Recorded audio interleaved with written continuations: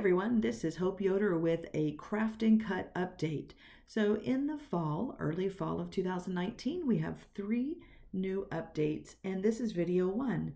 In this update, it's really a simple update to help us bring you better free tutorials in education.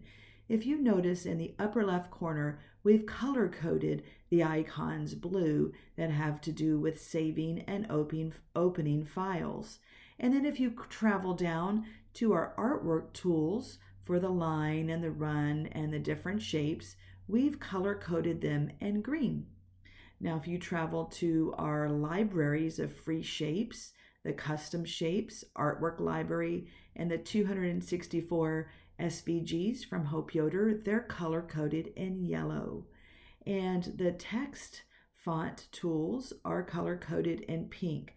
So we've done this just as a simple way when we're teaching in person at a store near you, or if we're doing a webinar, we can easily now say, look on the upper right area and look for the green set of icons, or look for the text icons on the lower or on the left side of the screen. So color coding just makes it easier for training videos.